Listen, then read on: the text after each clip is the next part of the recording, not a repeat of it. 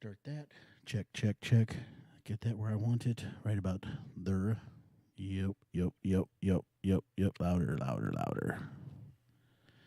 Check, check, check. This thing is weird. Let's see here.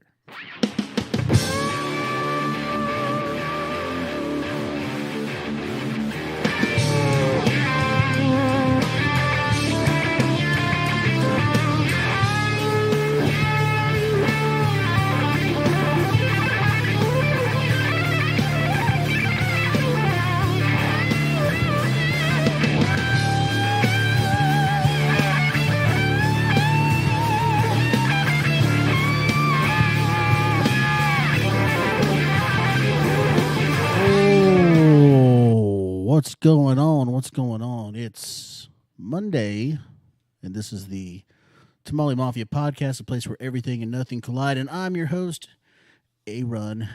Aaron. Yes, I've seen the video. Everybody always asks me, "Have you seen that?" Yeah, it was like 5 years ago, wasn't it? When that came out, the Key and Peele, the substitute teacher episode. You done messed up now, Aaron. Changed my life. I'd never been called Aaron before.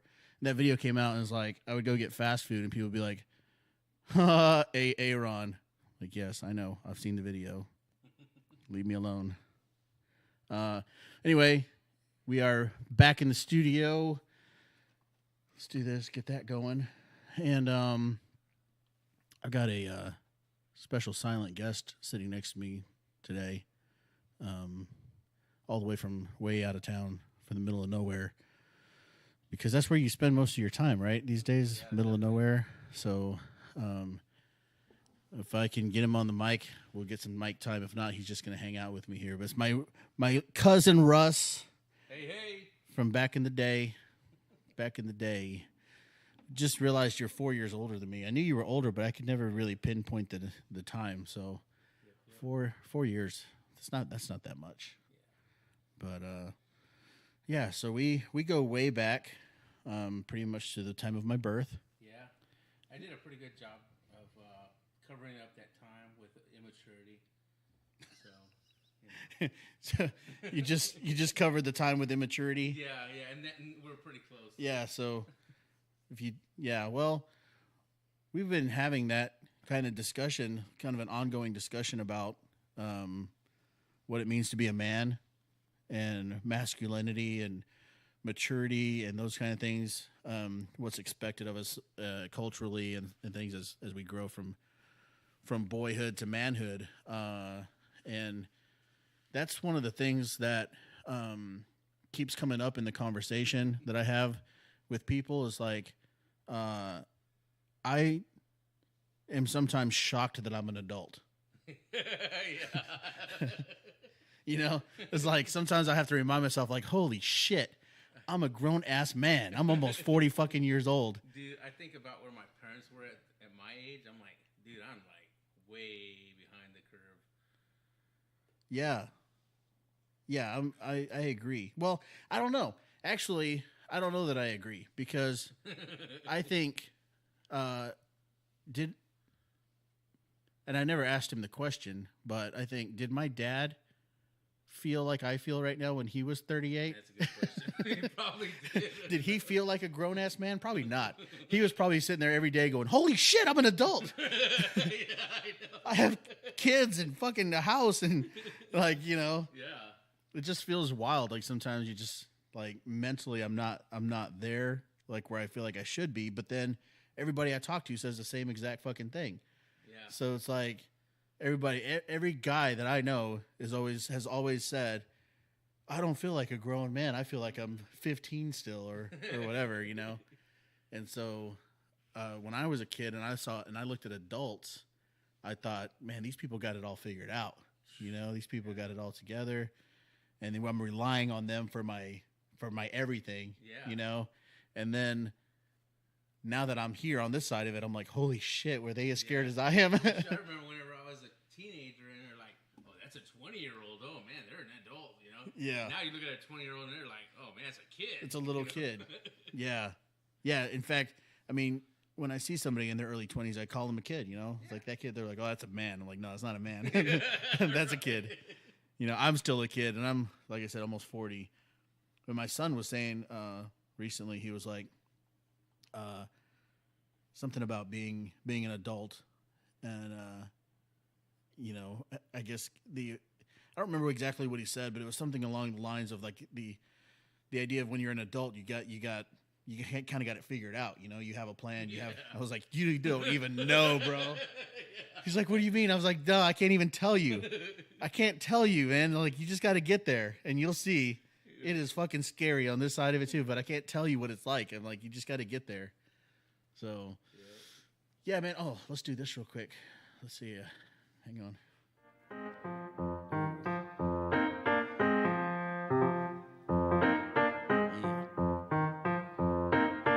Drop that beat. Hey, man. Do you know where to find this podcast? No, I don't. If you're listening to this, how the fuck do you not know where to find it? I don't understand this at all. And I've said this before. I'm like, hey, I don't know why I have to say this, but I do. And I'm the person that told me, but I'm not really the person that told me to say this stuff. Like, I had somebody who does this stuff for a living, who builds multimedia campaigns around new shows and stuff. And they gave me their top 10, like their pointers list on how to build an audience. And this was like the number 1 or number 2 things. Like, every few minutes, break in with where to find the podcast. And it doesn't make any fucking sense to me, but I keep doing it. Because I'm like, how are you listening to this? What good is it for me to tell you where to find the podcast if you're already listening to it? And if you're not, how the fuck are you going to hear me say it? It makes no sense. But maybe they're listening on somebody else's, or maybe they're in the car next to somebody and they're at a stop light. Oh, they're at a stop. Like, oh, that's how I find it. Hey, guy next to me at the stoplight. Can you hear me? Yeah. Hey, I'm talking to you. Turn that shit down, motherfucker. Listen to this. You know where to find this podcast? Spotify, iTunes, Podcast Addict, Overcast. Don't go to SoundCloud. SoundCloud, they'll only let you upload 2 episodes, and then you got to pay. So you could go to SoundCloud. You'll get the same 2 episodes because I ain't paying shit for that. Until somebody's like, hey, man, I was listening to you on SoundCloud and there's only 2 episodes, then I might drop some money on it. But until then, I ain't paying shit for that. You can go to shows.pippa.io/Tamale Mafia. Or for more information about the Tamale Mafia podcast, you can find us on Facebook, facebook.com/Tamale Mafia, where you will find no additional information about the Tamale Mafia podcast because there ain't shit on there about it either. Check out this music, dude. This music's brought to you by Ben Sound. bensound.com.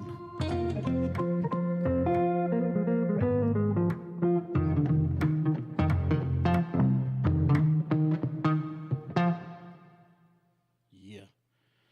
Dude, so I was... Hang on, let's get this back there. I told you earlier I had a story I was going to tell you about work. Yeah. Man, there's this it's been raining a lot lately, and at least where we are. I don't know wherever part of the country you are on certain days of the week, but here in East Texas, beautiful East Texas, it's been raining a lot, and so I got a call one day from our base, and they were like, hey, can you go help this lady who got stuck in the mud? Oh. And I was like, okay, I mean, I'll go try. It's like, I don't know what I can do. It's like my little patrol car doesn't have chains or 4-wheel drive or anything, so there's only so much I can do, Yeah. But I'll go make sure she's okay and kind of all that stuff. So I go over there and to her, I go to her house, and she's still sitting in her car, and she was really old, really, really old. Yeah. And so I go past her, turn around, come back, park behind her, put the lights on and everything, let traffic know they got to go around. And so she had come from across the street, her driveway, and she said that she was backing out of her driveway, and then she saw a car coming, and so she hit her brakes to stop from backing out, but somehow she ended up in the ditch across the street. So I'm thinking she hit her gas pedal Yeah. instead of her brakes, right? Mm-hmm. So I tell her, like, oh my God, did your brakes not work? And she goes, well, eventually they did. So anyways, I'm like, are you okay? She's like, I'm fine. But her car was like, she came across the street backwards, and then on her way into the ditch, she turned. Yeah. So she was kind of like parallel into the ditch now, halfway down in the ditch. And I mean, just deep stuck in the mud. And you could tell she had been spinning her tires trying to get out. And so I go around the other side of her car to see how deep it's stuck in the mud. And it's like to the frame. Dang. And so I come back around and I'm like, I don't think you're gonna be able to get out on your own. You know, Yeah. She was like, well, do you think you could drive it out? You could try. I was like, I can try, but there's probably not much I can do, Yeah. And so she's like, okay, well, so she starts to get out of the car, and I noticed like in her passenger seat, there's a cane. Oh, God. And so I'm like, maybe she's, Handicap. handicap or something, there's something going on there. Maybe she's going to need some help walking. And so, I, proceed to try to get you in on this a little bit better. And so I help her get out of the car, and the car's at an angle, so I'm having to like pull her out of her seat, and dude, her legs are like not working. Yeah. Like she puts them down on the ground, but you could tell that she's not on stable ground. She has no foundation, And so she was still on the side of the road, and so I told her, I said, okay, come up here and get on the street where it's like flat and solid, Yeah. And her feet are like shuffling weird, like she doesn't. And I'm like, dude, this seems like more than just a cane kind of problem, Yeah. And so I'm thinking, can she walk? I don't know. I don't know anything about her.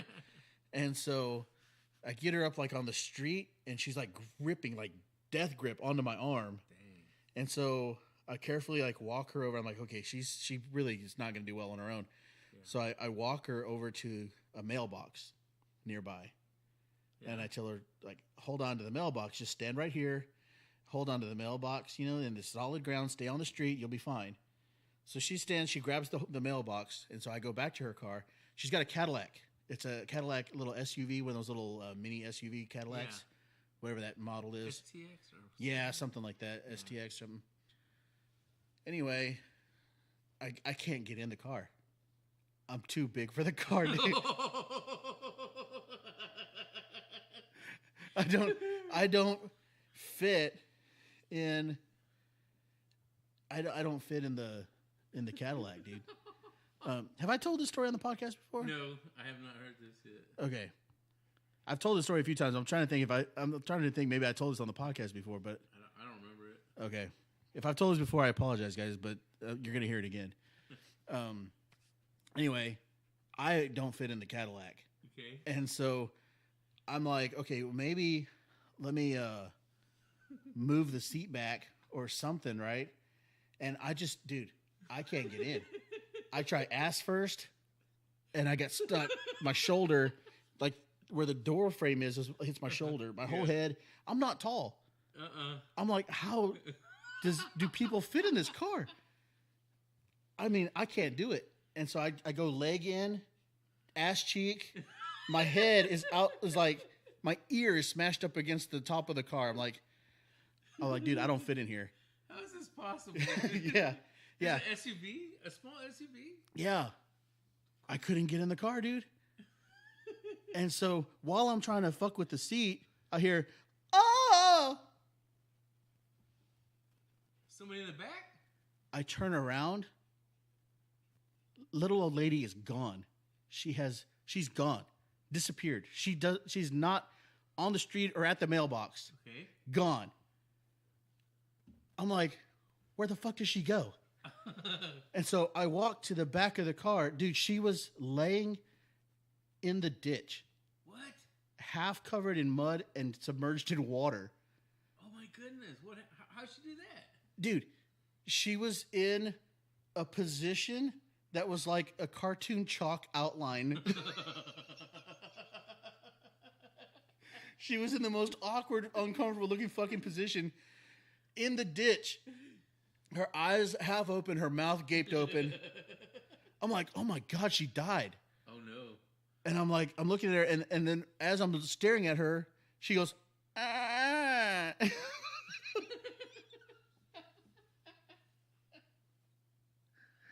I go, what happened? She goes, I fell in the ditch. In the same ditch your car's stuck in. I go, I left you by the mailbox. How did you end up over here? Oh, man. And she's like, I wanted to see how stuck the car was in the mud. I'm like, you can't walk.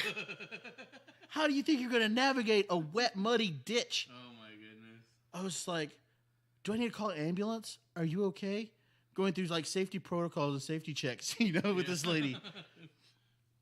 She goes, I'm checking my system. Checking for injuries. She did her own system check. Meanwhile, there's like 4 Mexicans that were painting a house nearby. And they come running over and they like helped her up, and like one guy walked her back into her house. And so so the other guys, there's so the other 3 Mexican guys are like, well, let's see if we can push it, right? Yeah. And so I told the smallest one, I go, hey, dude, I don't fit in the fucking car, man. You get in there. And so he hops in, and he goes, what do I do? And so the other guy goes, you gotta put it in drive. From the behind, right? He's behind, like ready to push. Yeah. Put it in drive. And he goes, the what? And he goes, the D. Put it in the D.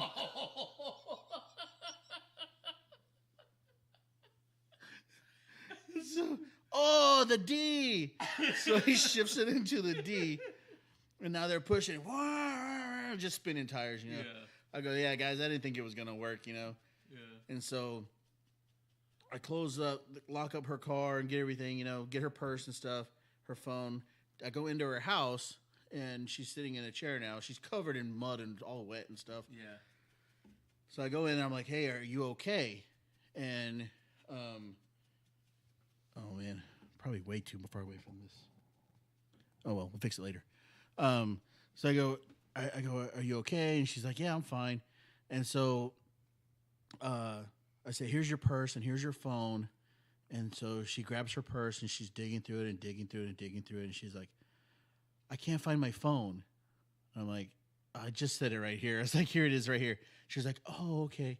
And she kind of looks at me like with this look like, I'm not crazy. You know what I mean? Yeah. I was like, geez. And so I said, do you need anything else from me? She goes, I need my bag. Okay. She goes, it's a black and white bag. It's in the passenger seat. Okay. So I go out to the car. There's no black and white bag in the passenger seat. Mm-hmm. Check the back seat. Check pop the hatch. There's not in the hatch. I go back inside. I was like, there's no black bag. She goes, yes, it's black and white. It's on the passenger floorboard. Okay. I go back out there. I look again. I'm like, there's nothing here but a box of tissues, Yeah. And so I go back in. I'm like, yeah, I didn't find it. And she was like, oh, it's in my husband's car. Sorry. God dang it. So I told her to sit tight, call a wrecker to come pull her car out. She'll be fine. And so I go on about my business. Later, I come back, and the wrecker's there. So I stop, and as I'm walking past her car to go talk to the wrecker driver, I see her sitting in her car. What? And I go, and the key's still in there? It like scared me, dude. Yeah. And so I was like, Phew. And so I go to the wrecker driver. Hey, Riley, get over there. Go. You're annoying. Go on. My dog.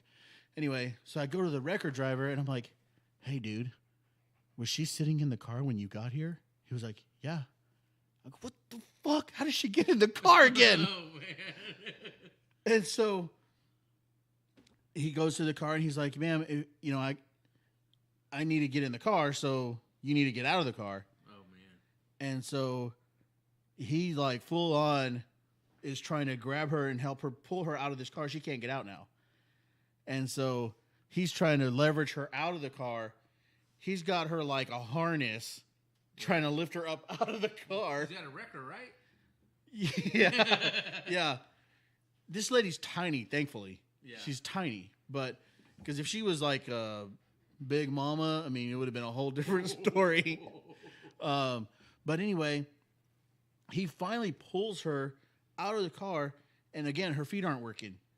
And so we both of us walk her to the middle of the street. And she goes, okay, I'm fine. You can let go of me now. And so he lets her go. And dude, she's timber, like a tree. Timber. I mean, she is like from standing straight to just, she's going. Falling over. Yeah. And I'm thinking she's going to smash her head on this concrete on the street, you know? And so I just reach out my arm and she grabs a hold of me and like I pull her back up, you know? Wow. And I'm like, what in the world are you doing out here? And where's your cane? And she's like, I don't know. I'm like, oh my God. Wow. And so she grabs onto my arm and I walk her back into her house. I'm like, stay in here, you know? Dang. So go back out. Tell the record driver, hey man, this lady, she fell down in the ditch earlier, you know? Yeah. And so when I had walked her in, she was like, she goes, when I fell in the ditch, I lost a hearing aid.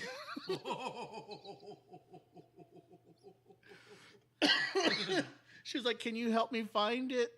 Oh my God. So I'm over there in the ditch looking for her hearing aid. I never found it. But so the record guy, he had to chain it and pull it like 3 times to get it up out of the ditch. Dang. He finally gets it up, and then he's like, while he was pulling it, I turned around and she's like standing in the window, like like Dang, like that creepy, little man. like creepy, like standing in the window staring out, you know. Oh man.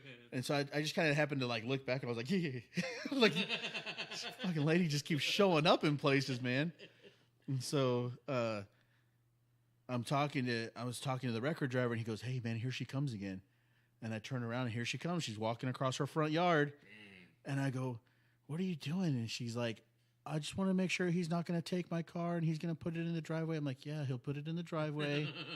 Well, I don't want him to take it. And I'm like, he's not going to take it. Just go inside. So send her back inside. Finally, we get the car in the driveway. It's all covered in mud. It's all tore up. Well, not tore up, but it's just all messy and stuff. The ground's all tore up. And so he goes, yeah, I need her to sign this paperwork. So I take him to the garage door, where kind of like her entrance in and out, you know. Knock on the door and stuff, and she's not coming. And I'm like, dude, I just put her in here, you know, like She's in the car. I know she's in here. She came from around the front of the house, like down, up the driveway, like She's playing y'all. we're like, dude. She's playing y'all. like, oh my God, dude, she's sneaky, like she just kept popping up in places. It was weird. Oh my God, dude. Dang. Yeah, that's just another day in the job. Sometimes it's a raccoon running down the street. Sometimes it's an old lady in the ditch. Who knows, man? Oh, look at that. Look at that. It's beautiful. We almost nailed it perfect. All right, ready for this? Let's do this again. Oh.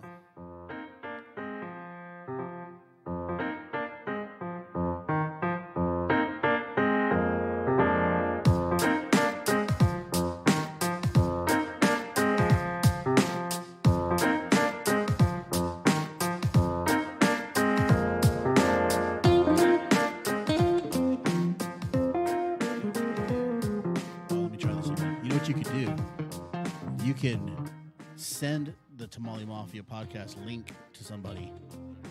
Be like, yo, dude, check this out. Right? You can send it to people you like.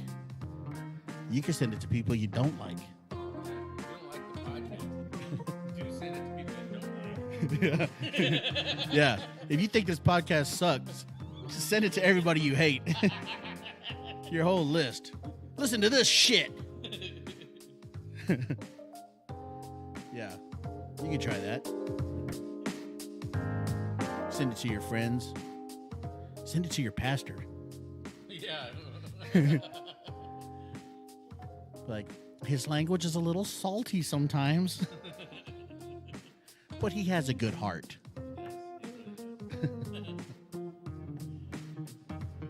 Yo, Pastor, check this shit out.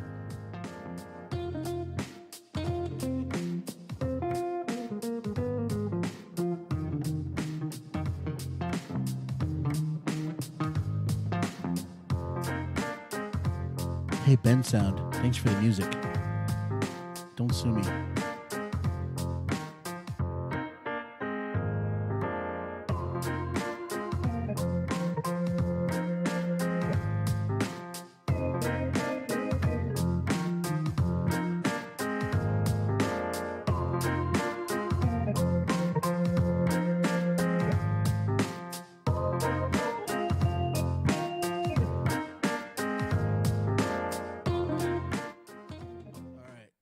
So in the beginning, I said my studio hangout buddy here would be a silent partner, but he's gotten on the mic some from a distance. Yeah. From a distance. So we didn't actually mic him up because he was like, "I'm not going to talk. I'm just going to hang out." And so if you can't hear him, that's because we designed it that way. Yeah. So you're not actually supposed to hear him, but if you can hear him, it's a bonus. There you go. Yeah, it's like a little prize. You got to get the earbuds in a quiet space. Yeah. Listen real carefully. You'll hear him pop up. I'm mic shy. Yeah, he's mic shy, but he's not anything else shy. But dude, it is a rare occasion these days that I can sit in a room with someone who actually physically met the person this whole Tamale Mafia podcast is named after, or the reason why this Tamale Mafia podcast exists. So I don't think I've ever really delved into the story much about him, and why I named the podcast the way I did. Last week I said the podcast was named Tamale Mafia because branding purposes. There's nothing else called Tamale Mafia ever. Google us. We're the only thing that exists as Tamale Mafia. And also because of a Spanish-Italian heritage. And so the tamales being Spanish and the mafia being Italian, right? Just kind of the two things, perfect, the two things I could think of that represent those cultures, you know? But also the reason that I picked the idea of the mafia was because my grandfather on my mom's side was a really badass dude in like the most badass kind of way that you can be a badass dude. And so he passed away almost exactly 1 month. It was like 1 month and a day before I was born. So I almost got to meet him. Which made me exactly 4 years old. Yeah, because your birthday's in June, right? So so Russ was like exactly 4 years old and had spent some time with Grandpa Jerry, as he was known. Yeah. But his real name was Gerardo. Yeah. If you don't know how to roll your R's, it's Gerardo, which is just a cool name. Yeah. It's where I got my middle name.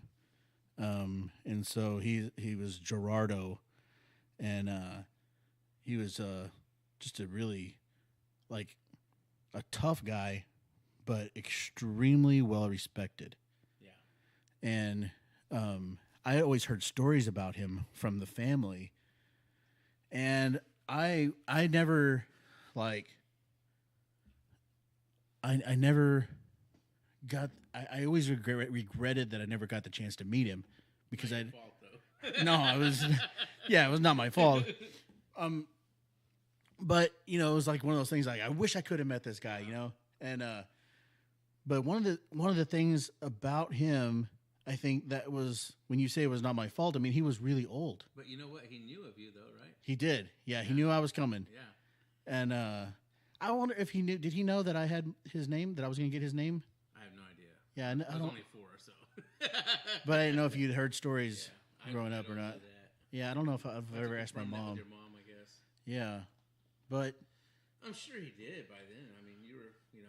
Yeah, 8 months already in, so Yeah, but I just didn't know if it was like a thing that she decided after the fact. I don't know. Yeah, I don't either. But he was like in the terms of family, he was pretty old when he started his family. He was Godfather, man. he was much older Yeah. than and so he was like 35 when he married our grandmother, who was like 15 Yeah. at the time. And so amongst his brothers and sisters, he was like older, but later starting his family. So a lot of my mom's like cousins and stuff Yeah. were much older than she is. Yeah. And we're talking about Mexican culture, what, 60 years ago, right? I mean, Yeah. you can't judge that by today's standards. Oh, the fact that she was You know that she was 15 or whatever. Sounds bad and everything, but back then in Mexican culture, Yeah. it's pretty normal. Yeah. And so a lot of the people that knew him and grew up around him and stuff have already passed away. So a lot of the stories about him are dying off, And so I had heard stories about him from my mom and my grandmother and stuff. And, I was like, God, this guy sounds like he was really interesting and funny. And they told certain stories about him that stuck out to me as like, that's not normal behavior. Yeah. Like even when you look back and go, okay, well, that was a different time. Yeah. Things were different back then. That's true. But even for back then, some of the stuff he pulled off was pretty out there, and they talked about him like that's just who he was and what he did and stuff, Yeah. But I heard these stories. And so like one of the stories, even in him marrying my grandmother, that whole story blew my mind from the beginning because she was the daughter of his neighbor, right? They lived next door to each other. Mm-hmm. And her dad, her mom died when she was like 12, and her dad had all these kids that he didn't know what to do with. And so he was going to send her off to be a nun. Yeah. And she didn't want to go. Wow.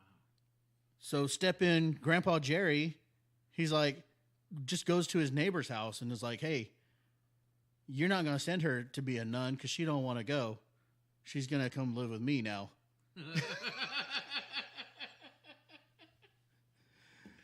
And the dude agreed.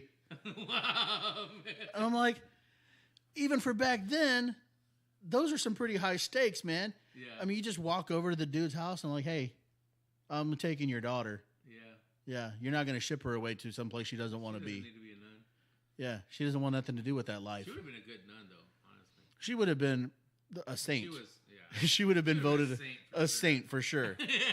the saint of tamales. Yeah. Or tortillas. The patron saint of... Yeah. The matron saint of tamales or whatever. Yeah. Yeah. Time for a drink. The best tamales you'll ever eat, too, man. There's no tamales like those tamales, man. Yeah, dude. And most anything she made, there was nothing like what she made. I was thinking about her burgers the other day.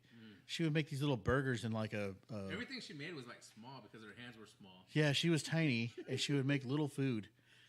But, like, I don't know what it was about her burgers, but I think it was the fact that she used a cast iron skillet to make them in. Mm-hmm. Dude, that's just untouchable. Like, amazing.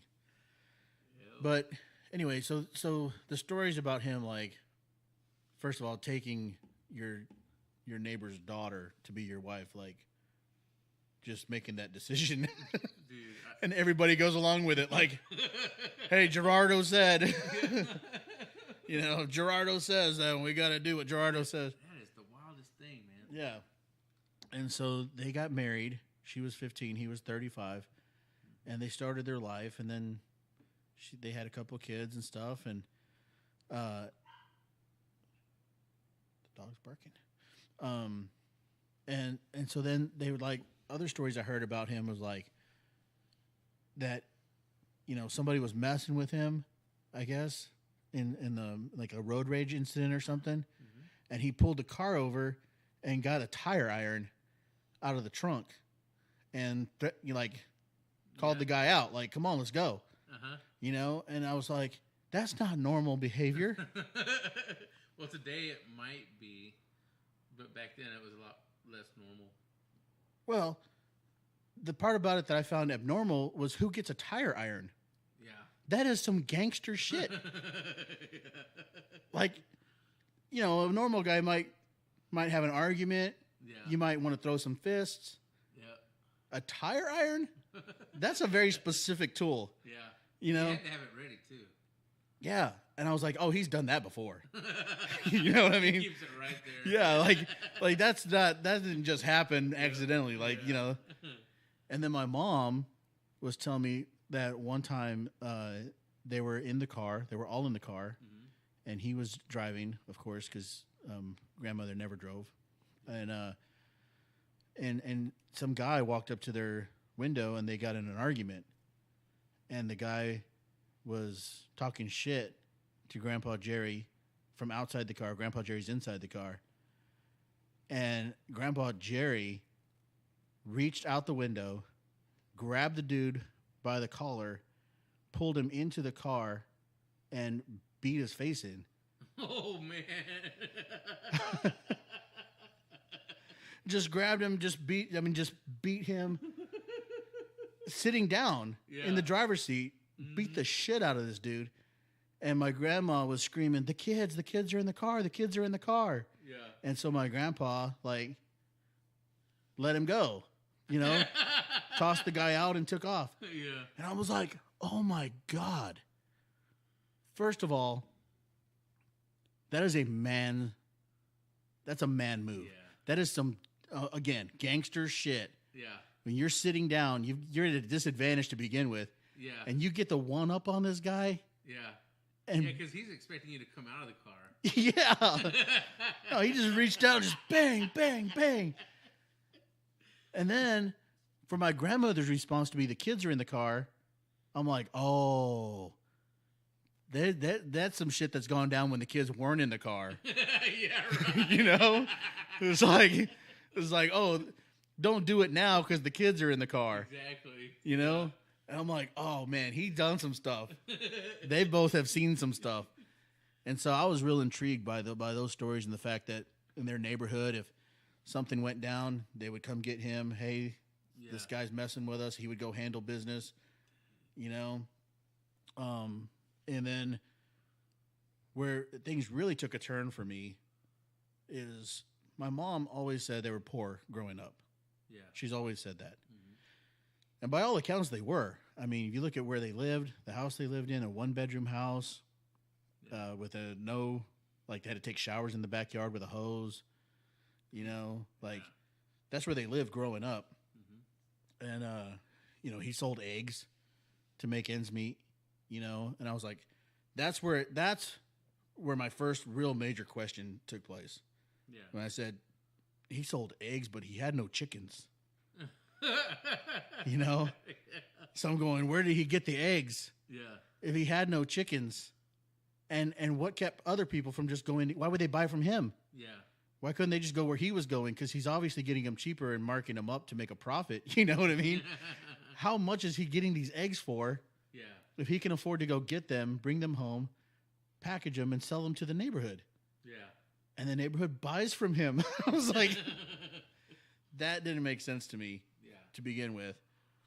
And then the stories of my mom was like saying that he had accounts with stores and stuff around where he would tell her, go down and get whatever you want and tell him I sent you. Dang. And so she would go down to the store and say, my dad sent me. And they would literally tell her, okay, whatever you want. Yeah. She would get dresses. She would get candies, toys, whatever she wanted. And so I was like, that's not poor people stuff, first of all. Yeah. Poor people don't operate like that. Like, you know, I don't think I grew up super poor. I mean, we didn't have to shower in the backyard with a hose. Yeah, we didn't have that kind of privilege. Yeah, but we didn't have privileges like that. There was no store I could walk into. Yeah. My dad sent me. Oh, yeah? Well, tell your dad. Did he send you with a credit card? Did he send you with his wallet? Yeah. Get the fuck out of here. Yeah, dude. So these little stories were sticking out to me like there was more to this than meets the eye, you know? And then dig a little further, and it's like, oh, he had a construction business with his brothers. Mm-hmm. They did asphalt, and they hauled dirt, and they had these dump trucks and stuff. And I was like, sounds pretty mafia, you know? And I'm like, hey, so I asked my mom, I was like, did he ever have like meetings at the house, you know, where men would come over? Oh, yeah, all the time. Yeah, where they wear suits and stuff. Yep. I'm like, and she said it was a deal where the men would come over, they would sit around the table, the children had to be outside, they weren't allowed in, and the women stayed in the kitchen while the men met. Dang. And then once the men had met and eaten their dinners, the men would get up and go outside, then the women and children could eat. And that's how they functioned. Wow. And I was like, I've read that in a book, you know? I saw that in a movie. It's called The Godfather. I know, right? Wow. Yeah. And so I think he had some other business intentions, you know, things that he was working on. I think selling eggs was to account for the cash that he had on him. Yeah. There's the money laundering side. Yeah. I mean, he had... You're going to buy these eggs. Right? You're going to buy these eggs or else, right? Kind of a thing. Yeah. You buy your eggs from me from now on. That's all there is to it. But Gerardo said we buy our eggs from him. They were probably more like cascarones with something inside them, right? Yeah. Yeah. Maybe. You never know. But two other things that stood out to me were that he had a close relationship with a priest from their local Catholic church. Yeah. Over there in their community, you know. Mm-hmm. And he had a very close relationship with a doctor. Yeah. And those two things I was like odd, you know. Not everybody has those two guys on their list, weird. You know. Yeah. And my mom said that she remembers him going to meet with the priest, but they had to go like into a back alley. What? And he told her and your dad, right? Her brother, yeah, told them to kind of hang out for a sec while he talked business with the man. And then they walked over and they talked, and then when they came back, the priest handed each of them a silver dollar coin. And and then they just went on their way, you know. Yeah. And I was like, that's not normal stuff, you know. My dad never did that. You know what I mean? And so I think I have a theory on what he was doing and what he was into, but it's there's no evidence, because any kind of evidence that really existed is gone. Yeah. You know, so I spent some time down in San Antonio, like trying to research and find out as much as I could about him, and I developed a theory on what he was into, but I'll get into that. We're going to take a break, and then I'll get into the theory, and then when we come back, theory time.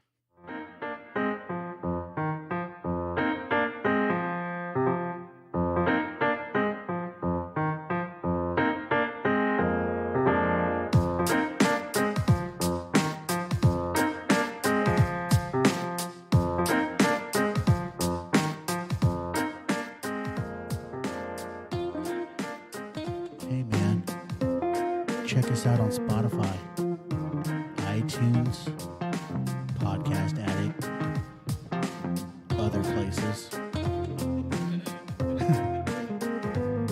Pretty much any place you can get your podcast, you're going to find us there.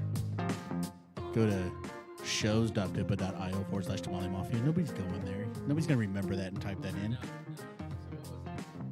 I don't even know. I wouldn't know if I didn't read it every day. Or you can go to facebook.com/Tamale Mafia, and all you're going to get there is links to the episodes. That's it. Don't expect anything else. You can send me a message. Nobody's ever done that. But, yeah, find us in places. I mean, you're already listening to this. Fuck.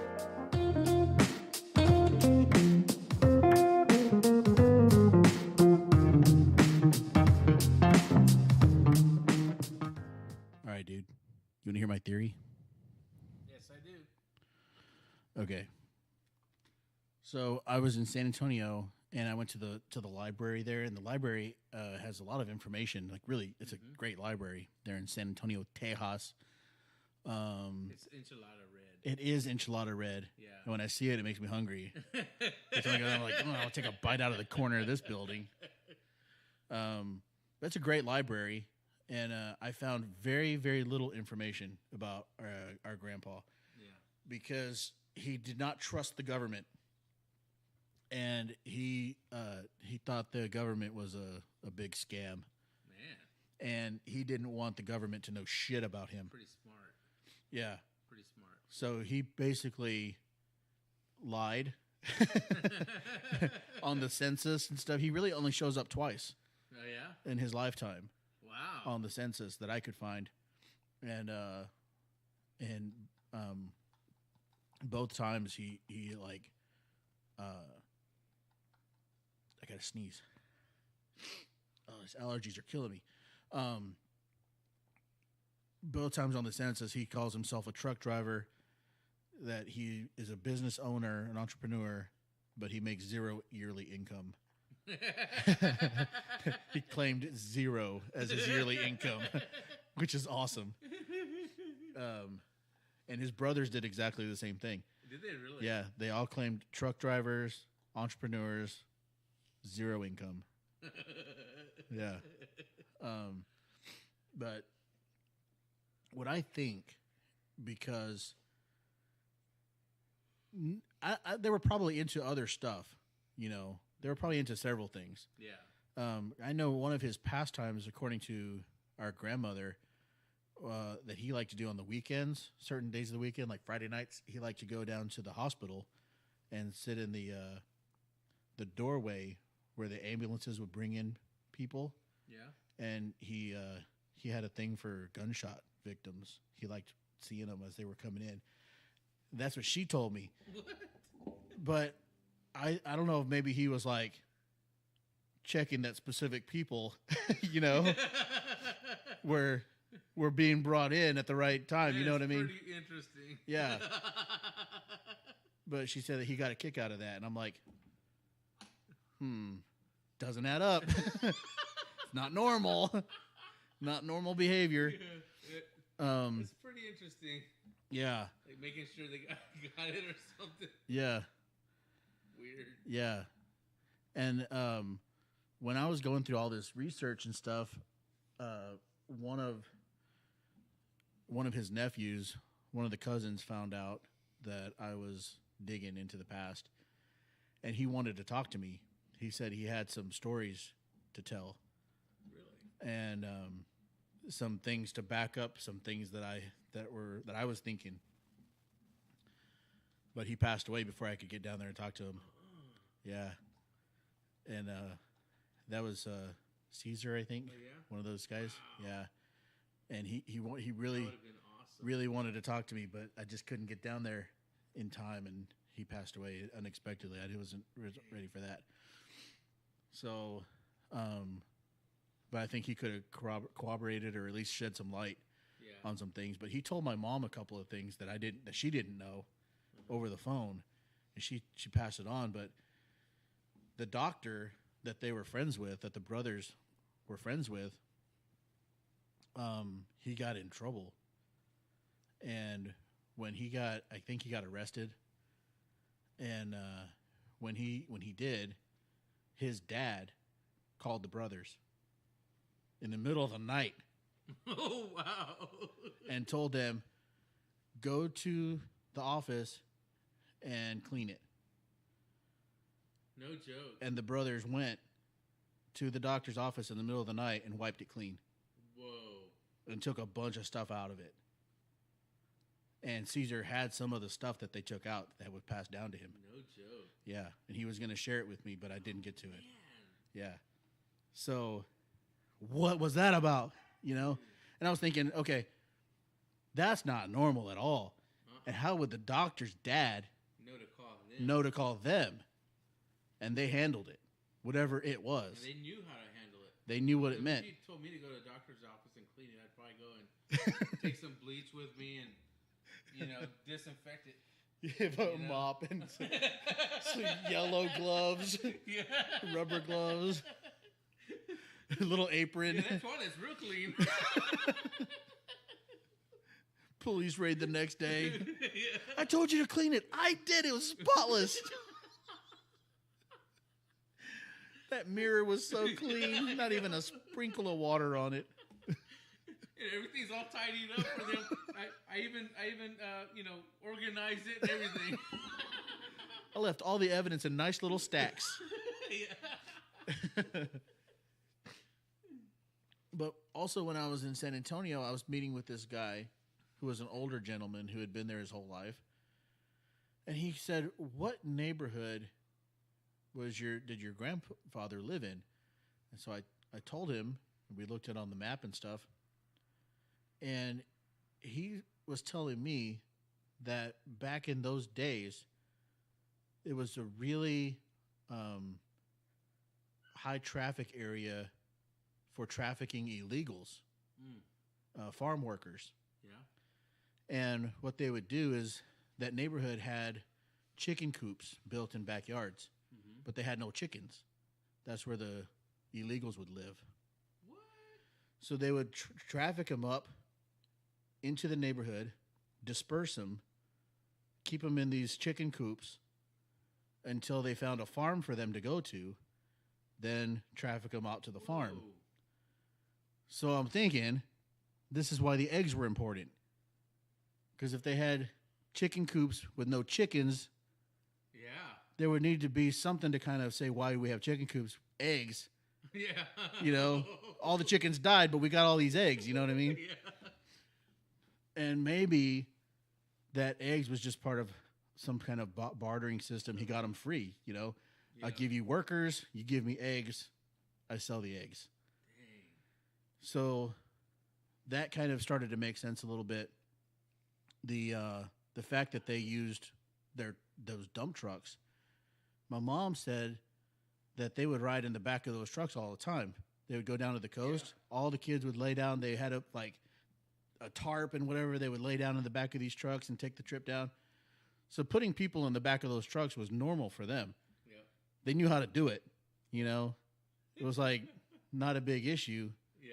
And so I was like, okay, that might kind of fit. That might kind of work. And there's no evidence for any of this. This is all theory, But there was another piece of the evidence that has to do with the doctor. And I'll probably tell you that off the air. Okay. But but I think the doctor had to be involved in case people were sick or things that were going on that they needed dealing with. You would have to have a doctor on your payroll. Yeah. Because a sick worker was no good to your business, And you would need protection of the church because the church is extremely powerful. Yeah. Especially over, Yeah. Catholic church in that area at that time, very powerful. Mm-hmm. And so you would need protection from the church to operate a business like that at that magnitude. Dang. So I think, and that's my theory on what he was doing behind the scenes and all that. Yeah. And the fact that he was so ruthless in his dealings, but so well respected, it was just very kind of a confirmation that he was probably not just an egg salesman. Yeah. Yeah. But the last thing that I talked with my mom about that, because I always tell her, poor people. That sounds like poor people, Yeah. But the last thing that we recently talked about was that she said that they loved camping. They would always go camping. Oh, yeah, they did. But they had these giant tents, those big tents, and cots. Mm-hmm. They had a dining tent. Mm-hmm. My mom said that she had her own vanity where she could sit and do her makeup. In the tent, everybody had carpets at their foot of their cot. So they could rub their feet at night. All this stuff. My grandmother had an oven that she could bake in. And I'm telling my mom, none of this is normal. Yeah. None of that. Any family in America that's going camping does not have any of that stuff. And they would take like 30 people with them and stay for a week on these camping trips. I'm like, where did they get all the food? Who paid for that? Yeah. You guys were so poor that you had nothing. Yeah. But a trip like that with that kind of equipment, that cannot be cheap. And I'm like, where did you store all that stuff? When you weren't camping, that's not like something you just shove in a closet, you know? And so she's like, yeah, I never thought of that. You know, I was like, you make very good points. I never thought of that. I'm like, you were not poor. Stop saying you were poor. There may have been aspects of your life that you lived as you were poor, but I mean, you had some privileges that I've never even heard of. Right. People living like that. So I don't know, man. That's an interesting, very interesting group of people.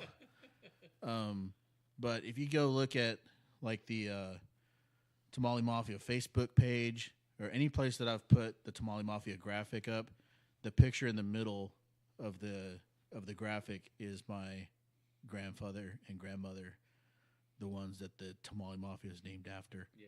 Gerardo and Felicita. So two amazing, amazing people. Yep. And I kind of got to a point with my research where I kind of wanted to stop because of some of the other stuff I'll tell you later. Yeah. But I kind of was like, maybe some things are better left unknown. You know, it was a different time. They did things that they had to do or whatever, you know. Yeah. And there's probably, like there's really not a lot of evidence, but a lot of those stories are gone, you know, and there's really no way to dig any deeper and find out anything about these people because there was no records. They didn't want to be known. They didn't want to be known. They didn't want to be on paper. Yep. They didn't want to leave any records. And the people that knew them are all gone, mostly gone. Mm-hmm. So there's only very few people left. And I think of the few that are there, probably majority of them won't want to talk to me about it, you know? So I just let it go. Yeah. I was like, I'm going to let the legend live. Let the legend live in my head. Yeah. And just let it go. But forever, Tamale Mafia will be a representation of who he was and the legacy that he left in us. Because one thing that I've always been told about him was that you and Adrian, my brother Adrian, that the podcast people haven't met yet, me, you know, we were like, he was ready for us. You know, he was looking forward to us, and he had plans. He had plans for us. He wanted us to be really, really bad people. Oh, man.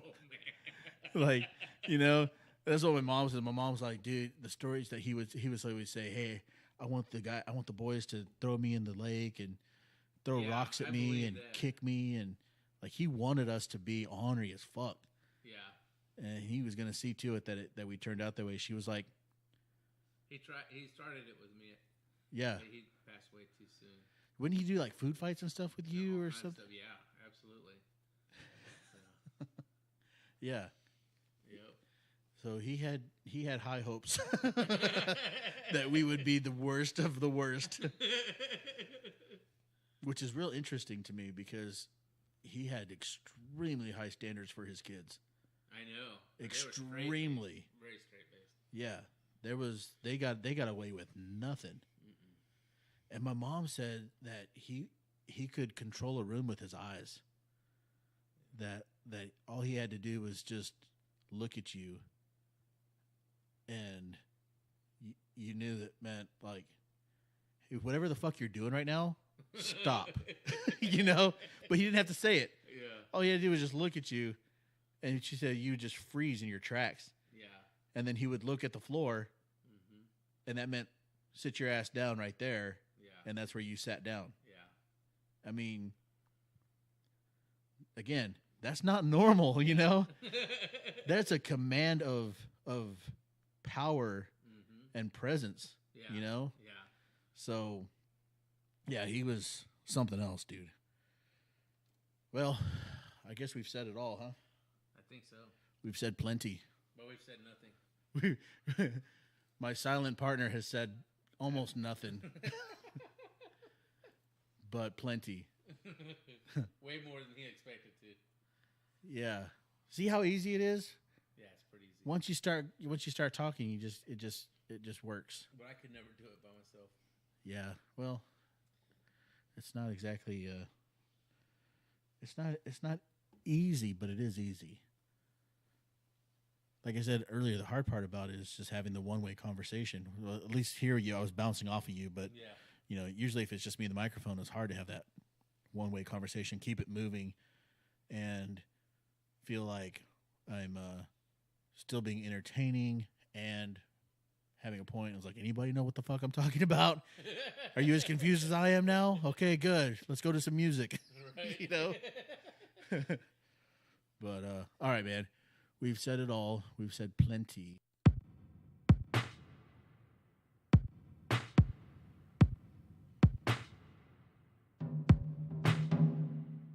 All right. Some moral of the story is this. Listen up. If you're going to be the silent partner on a podcast, the silent co-host, try to say as much as you possibly fucking can. All right, peace out.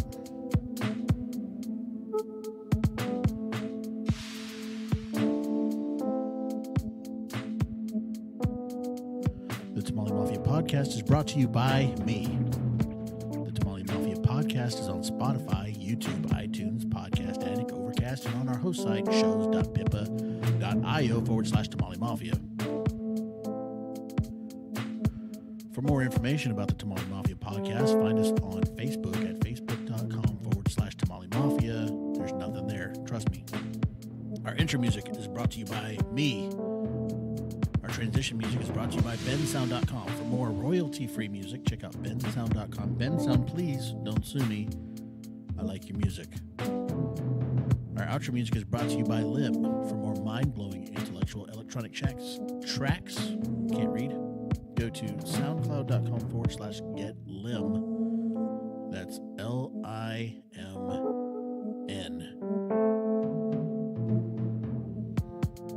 And as always, thanks for listening.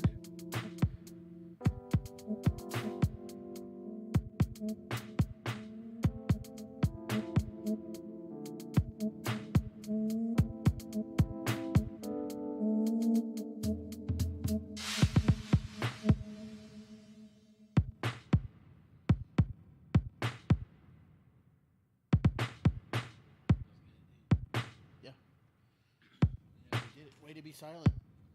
Yes, sir. So it's just the microphone you don't want in your mouth, in your face, Yeah, in your mouth. Don't put the microphone in your mouth.